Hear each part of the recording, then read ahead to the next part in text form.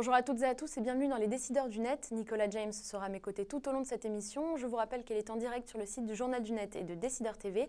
Et aujourd'hui, nous avons le plaisir d'accueillir Bertrand Gier. Bonjour. Bonjour, merci de me Bienvenue. recevoir. Merci d'être là. Alors, vous débutez votre carrière en 95 en tant que chargé d'études à RTL2. Ça remonte. C'est déjà loin. Et vous resterez près de 11 ans dans le groupe RTL où vous occuperez notamment le poste de directeur de RTL Net. Rien que ça. En 2006, vous rejoignez le Figaro en tant que directeur adjoint des nouveaux médias et depuis 2007, vous êtes directeur des nouveaux médias du Figaro. Donc, la première question, c'est quels sont les hot topics du moment au Figaro en termes, pour les médias et les grands projets 2015 surtout. Les grands projets 2015, alors pour la partie digitale, j'imagine, y a pas mal de choses, évidemment, comme d'habitude. Le plus, on va dire celui qui arrive le plus prochainement et qui est le plus important, qui est très structurant pour nous, c'est le lancement d'une offre premium, on va dire digne de ce nom, en tout cas nous l'espérons, qui devrait intervenir la semaine du 13 avril sur lefigaro.fr et qui va avoir pour objectif de proposer, on va dire, une vraie nouveauté, une vraie zone d'intervention, un vrai espace pour nos abonnés digitaux avec pas mal de nouveaux contenus qui leur seront dédiés. Et je pense qu'on va avoir l'occasion d'en reparler. C'est un des vrais sujets, effectivement, comment réussir à trouver le modèle payant qui marche. Du coup, est-ce que vous pouvez un peu expliquer la logique qui a présidé à vos décisions? Est-ce qu'on est sur du paywall? Est-ce qu'on est sur un meter où tant d'articles pourront être consultés gratuitement par mois? Est-ce que le but, c'est que le premium, ce sera que du contenu qu'on ne retrouve ni sur le papier, ni sur le web en gratuit? Alors, la première logique, d'abord, c'est que nous, on est parti sur une logique la logique d'un portail gratuit. Essentiellement, notre développement sur le web est basé sur l'économie du gratuit, donc sur le fait de générer les audiences les plus massives possibles, parce qu'on sait très bien qu'il y a une prime à l'audience sur le web, qu'on monétise et qu'on valorise par la publicité. Ça, c'était notre ambition depuis le départ. On va dire que globalement, nous l'avons réussi. Il y a aujourd'hui une audience qui est très importante sur le portail du Figaro.fr. On est à peu près autour de 10 millions de visiteurs uniques chaque mois. C'est le site leader maintenant depuis 2008 sur Internet en matière d'information. Et sur le portable, on a des audiences qui sont mobiles, qui sont très fortes, qui sont autour de 4-5 millions de visiteurs uniques sur le mobile et entre 1 et 2 millions de visiteurs uniques sur les tablettes. Donc d'un point de vue de l'audience, le digital au sein du Figaro, c'est une réussite très importante. Au niveau de la monétisation, on arrive à des chiffres qui sont très intéressants pour le moment, puisque d'une manière générale, au sein du Figaro, le digital représente 25% aujourd'hui du chiffre d'affaires du groupe, donc c'est très important, et c'est la moitié du résultat d'exploitation. Le Figaro fait à peu près 20 millions d'euros de résultats d'exploitation chaque année. La moitié de ce résultat d'exploitation provient des activités digitales au sens large. En ce qui concerne, et je reviendrai aux payants, ne vous inquiétez pas, en ce qui concerne le Figaro.fr, on est à peu près sur un chiffre d'affaires qui est de l'ordre de 30 millions d'euros, donc c'est un chiffre d'affaires qui est non négligeable, qui est important. Et il y a une marge contributive qui est dégagée pour le groupe qui est de l'ordre de 3 500 000 euros, ça c'est sur les chiffres de l'année dernière. Donc notre premier objectif qui était de créer avec ce digital un relais massif de l'audience du Figaro sur le web et un contributeur positif à notre chiffre d'affaires, on va dire il est réussi. On va passer maintenant dans une phase 2 qui est de conserver évidemment cet aspect générateur d'audience, de chiffre d'affaires, etc. Mais on va dire de renforcer la diffusion de nos contenus payants à travers la création d'une vraie zone dédiée à nos abonnés avec, on va en reparler, des contenus, un espace, on va dire un critère, une qualité de navigation qui seront uniques. Et ce sera commercialisé. On va revenir sur le paywall, pardon. Ouais, non, mais sinon, en fait aussi, est-ce que ce sera commercialisé à l'abonnement ou est-ce que ça pourrait être, comme on le voit de plus en plus, vendu à l'acte? Alors, ça ne sera pas pour le moment vendu à l'acte. Effectivement, il y a pas mal de thèses qui sont réalisées en France, à l'étranger, sur des ventes d'articles à l'acte, etc. Ce n'est pas une option qu'on a retenue pour le moment. Ensuite, évidemment, on verra comment tout ça évolue, on le testera, etc. Donc nous, sur le Figaro, historiquement, on est quand même des chantres de l'abonnement. On a pas loin de 200 000 abonnés, c'est quelque chose qu'on maîtrise bien. Donc pour nous, c'est naturel et c'est évident d'aller vers l'abonnement et donc de proposer une formule qui permet d'accéder à l'intégralité d'une offre contre on va dire, un petit fee mensuel. Parce qu'il y a de plus en plus de startups comme Blendle et Millibris qui essaient d'imposer ce système de plateforme où on achèterait tous les articles à l'acte avec plusieurs médias au sein de cette plateforme. On me dit qu'ils ont approché les médias français. Est-ce que vous discutez avec ces startups-là? On les a reçus, bien entendu. C'est des gens qu'on connaît, avec qui on discute, on est intéressé, on regarde tout ce qui se passe. De toute façon, c'est pas à vous que je veux dire ça, mais dans le web, il faut explorer un maximum de voies, il faut tenter pas mal de choses, il ne faut jamais dire jamais. Il faut rarement dire je sais, donc comme beaucoup on ne sait pas. Voilà, ce que l'on sait c'est que nous on est plutôt en phase avec les principes de l'abonnement. On trouve que ça correspond bien à cette relation qu'on instaure avec le lecteur et on trouve qu'un journal, un quotidien, c'est un joli petit package qui mérite, on va dire, d'être vendu pour le moment d'un seul tenant. Alors, l'Observatoire de l'IPUB a montré il y a quelques semaines que le digital devançait désormais la presse en termes d'investissement. Qu'est-ce que ça vous inspire? D'abord, c'est des chiffres qu'on connaît bien.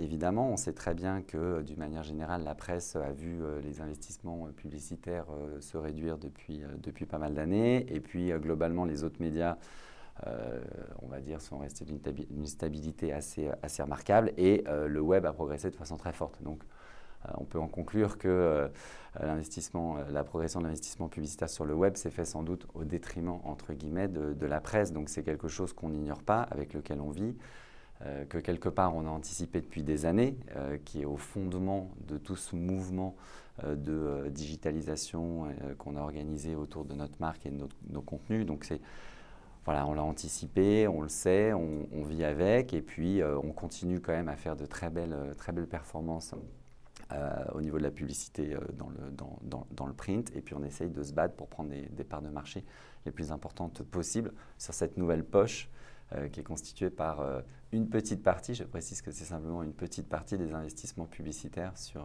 Internet. Parce que oui, effectivement, vous dites que vous vous battez parce que la concurrence, elle est encore plus rude sur le web où il y a des acteurs comme Google et Facebook qui captent une grosse partie de la valeur et qui ne sont pas présents sur le papier.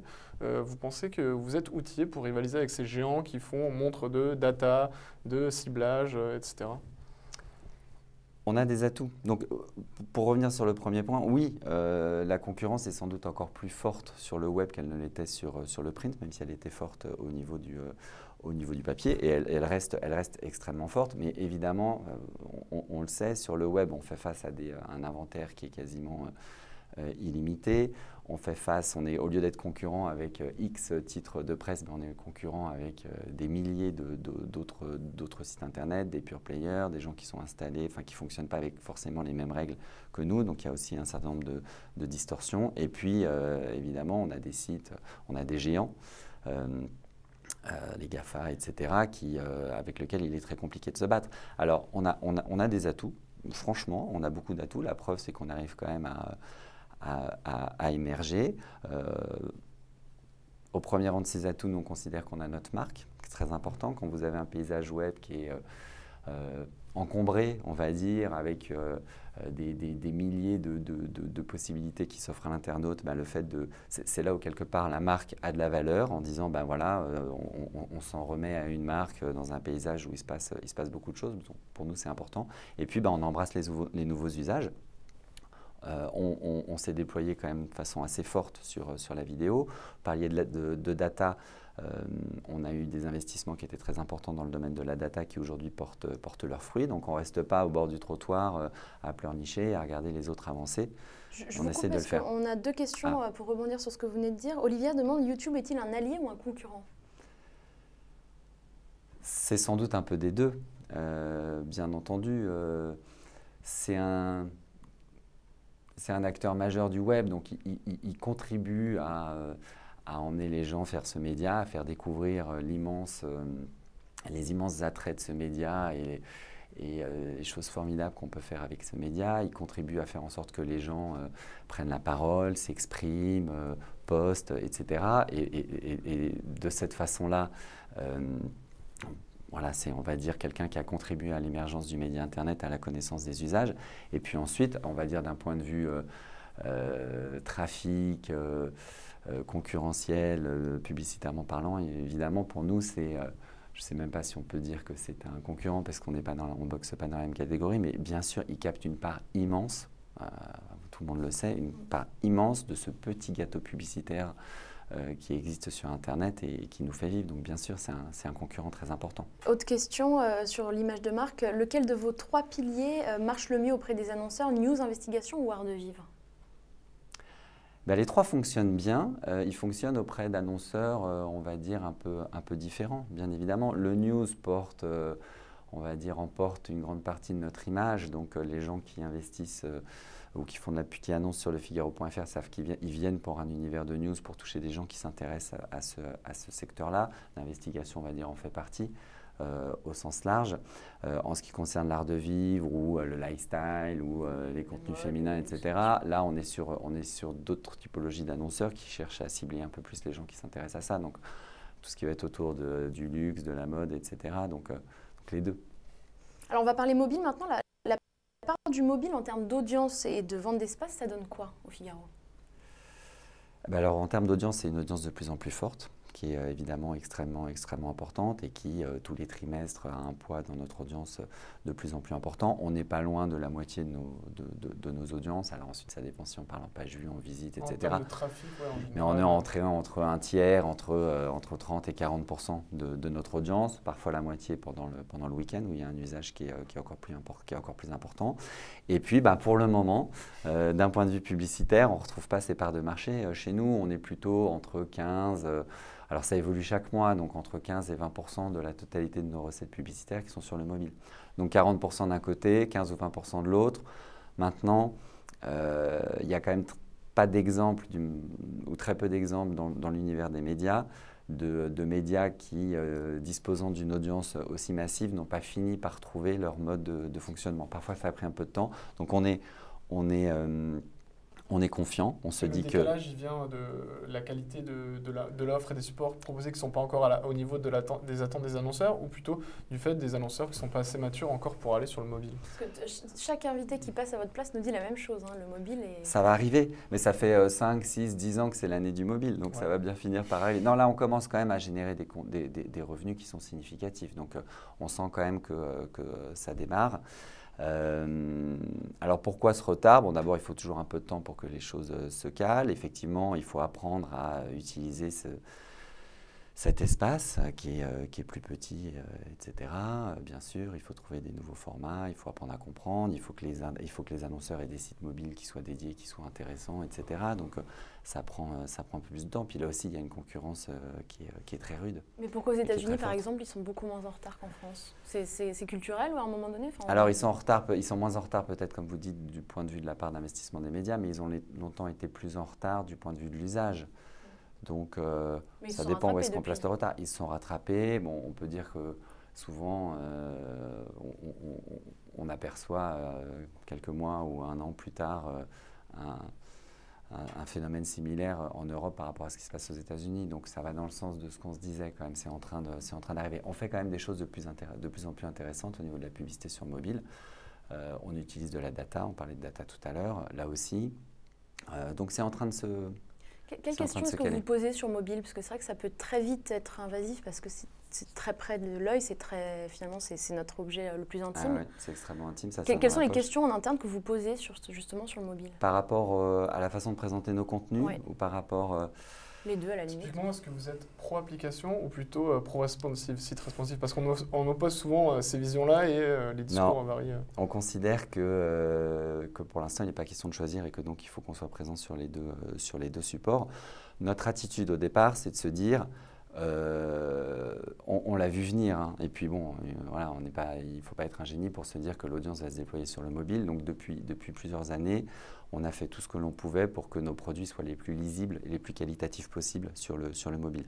On a été, alors je ne sais pas si c'est le premier, le deuxième, enfin en tout cas parmi les précurseurs en termes de responsive design. Donc la quasi-totalité de nos sites, mais on va dire principalement le Figaro.fr depuis maintenant 2 ans, c'est en responsive design. Donc il y a une expérience de lecture qui est hyper intéressante pour le lecteur. Donc on ne se pose plus la question systématiquement quand on crée un contenu. Pour vous dire, la dernière version du Figaro.fr, on l'a conçue d'abord sur mobile avant de la déployer sur desktop. Mais on commence maintenant par travailler sur le mobile pour maximiser l'expérience lecteur. Donc ça, c'est pour les sites on va dire optimiser mobile. D'autant plus important que avec les réseaux sociaux étant massivement présents sur les mobiles, Twitter, Facebook, etc., quand les internautes cliquent sur des liens, très souvent, ils sont sur des mobiles. Donc, il est hors des questions de les recevoir chez nous dans un univers qui est décevant. Donc, il n'y a aucun doute possible, il faut avoir une offre mobile hyper quali, d'un point de vue mobile. Ensuite, les applis, puisqu'on a quand même pas mal de sites, c'est autre chose. C'est encore une autre logique. On parlait de presse tout à l'heure. Pour nous, c'est un peu comme, on va dire, l'acheteur occasionnel à un kiosque au coin de la rue qui prend le train. On va dire c'est le site mobile, on l'accueille de temps en temps. Et puis l'abonné, c'est l'appli. Ouais. Donc là, il faut qu'on soit dans une ergonomie de lecture, dans une qualité de navigation, etc. Mais il n'est pas question de choisir, il faut les deux, parce que ça s'adresse à des gens et à des usages qui sont différents. Sur l'appli, on a un peu moins de visites, on a un peu moins de visiteurs uniques, évidemment, puisqu'on est sur un noyau. Par contre, on fait beaucoup plus de pages vues par visite. Ouais. On est de l'ordre de 15 ou 20 pages vues par visite sur une appli, il y a un engagement très fort. Et puis c'est assez complémentaire au sein du monde mobile. D'accord. Alors, un internaute demande comment est-ce que vous rentrez en contact avec vos communautés et comment est-ce que cela influence vos ventes d'espace? Alors, c'est deux questions, questions assez la première, assez peut-être, comment est-ce que vous rentrez en contact avec les communautés? Naturellement, et pour nous, c'est, on va dire, l'irruption de l'audience, le dialogue avec le lecteur, le fait de mettre le lecteur au centre de nos contenus et de notre univers, c'est pas un joli mot pour qu'on dit simplement sur le plateau du Journal du Net et de Décideur TV. C'est vraiment quelque chose qu'on a pensé dès le début. Là aussi, alors je ne vais pas faire l'historique, mais je pense qu'en 2007 ou je crois en 2008, on a été le premier site d'info, on va dire national, généraliste, à ouvrir l'ensemble des commentaires, l'ensemble des articles aux commentaires. Donc on y a laissé une place très importante. On a aujourd'hui 15-20 000 commentaires par jour, donc un toutes les 6 secondes. Il y a une très grosse activité.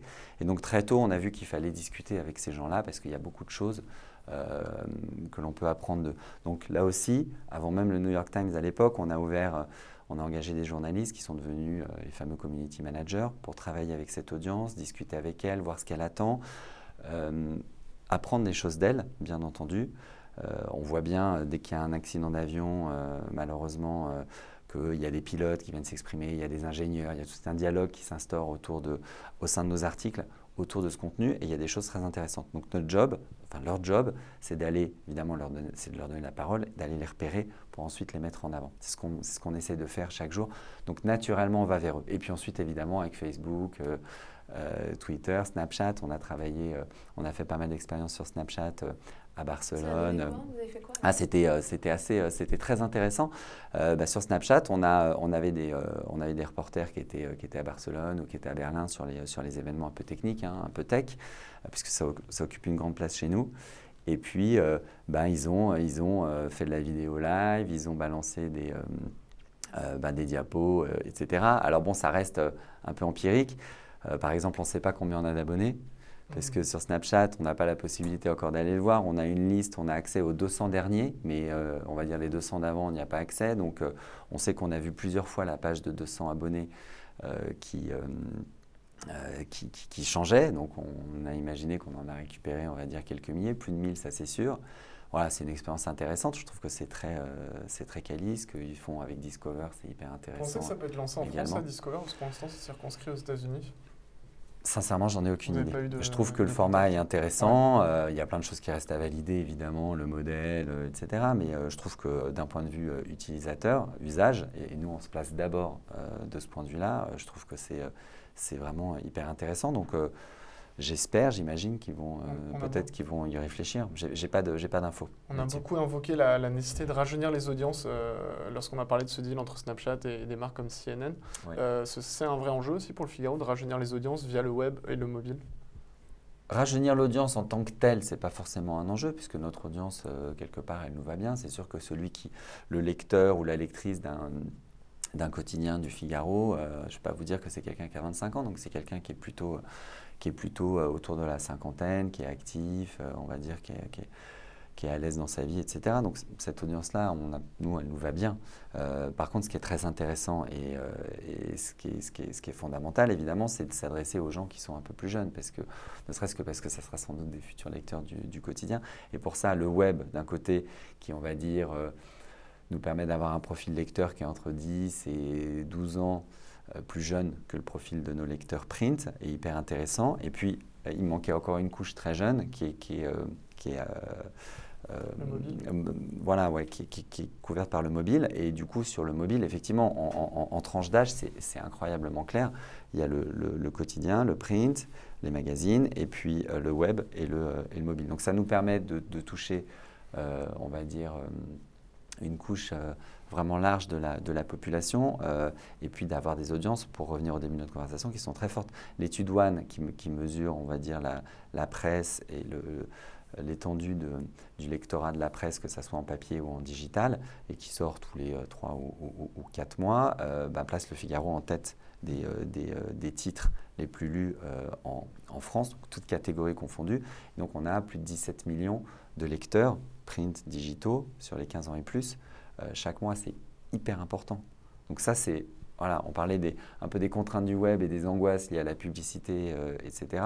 Si on revient aux basiques, aux fondamentaux, qui est que nous sommes un média, on s'adresse au maximum de gens.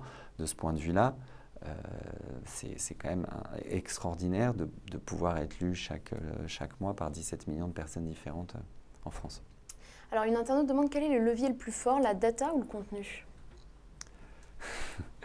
C'est une bonne question.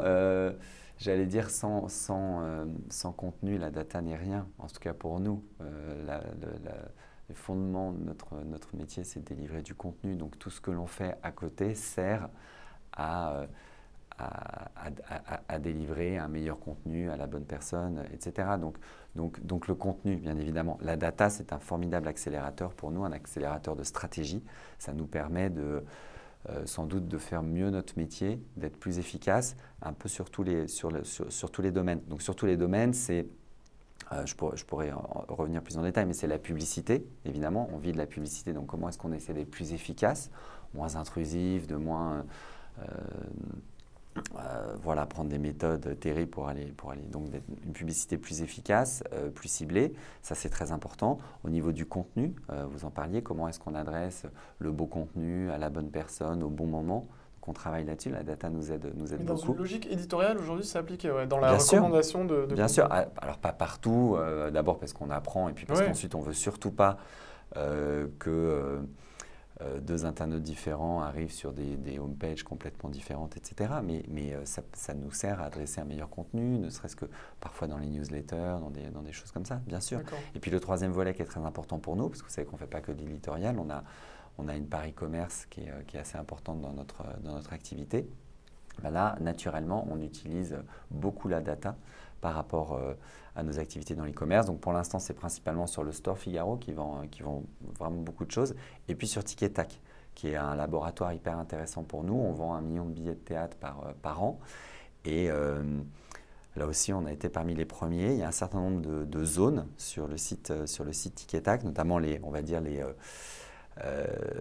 petites boxes de recommandations au milieu du site qui proposent à l'internaute un certain nombre de pièces de théâtre. Et bien depuis quelques mois, ces pièces-là, elles sont plus, on va dire, envoyées un peu au hasard ou en fonction d'un choix empirique du responsable du site, mais c'est des sélections qui sont hyper personnalisées en fonction de votre antécédent de surf, d'achat, etc. Et ce système-là, on le pousse aussi sur nos newsletters et on le pousse sur les boxes de promo de Tic et Tac qu'on diffuse sur lefigaro.fr. Et sur ces zones de transformation-là, on a un taux de transformation qui ont été multipliés par 3. On a fait des tests AB, etc. Entre on va dire la sélection un peu au petit bonheur la chance qu'on pouvait faire en se disant tiens c'est pas mal, ça va leur plaire. Et puis ce qui était fait à travers l'analyse Parce que ce qui est fou, c'est qu'en fait... Donc on utilise beaucoup la data et elle sert le contenu pour répondre à la question de l'internaute. Cet internaute du Figaro qui n'est jamais venu sur Tic et Tac, vous êtes capable de lui pousser des offres qui correspondent à ses attentes parce qu'il a un comportement de navigation identique à un utilisateur Tic et Tac. C'est ça qui est quand même très fort. On essaye de traquer ses antécédents en termes d'e-commerce, etc., s'il en a. Et puis également en fonction de ce que l'on sait, lui, Bon, je ne vais pas rentrer dans les fondamentaux de la data, etc., mais en fonction de ce qu'on sait de lui, de son source de navigation, de ce qui lui plaît, en fonction des jumeaux statistiques, etc., bref, tous les piliers de la data, on arrive à estimer que il sera plutôt intéressé par ce type de spectacle statistiquement que par ce type-là. Et pour l'instant, ce qui est intéressant, parce que la data, c'est quand même un grand pari, quelque part, en se disant ça devrait marcher, est-ce que ça a marché? Pour l'instant, ça fonctionne. En termes de pub, il n'y a quasiment plus une campagne aujourd'hui sur le site, en dizaines de campagnes, qui n'est pas accompagnée par un plan data. Vous savez qu'on a monté une équipe… Est-ce que ça aurait plus d'intérêt, en fait C'est-à-dire que nous, on croit encore beaucoup à l'univers contextuel. Il est hyper important, c'est aussi ce que l'on vend, etc. L'association des marques, on fait beaucoup d'OPS, on mise beaucoup sur le contextuel. Il n'est pas question de l'abandonner parce que pour eux, c'est ce qui fait notre force, hein, c'est notre patrimoine.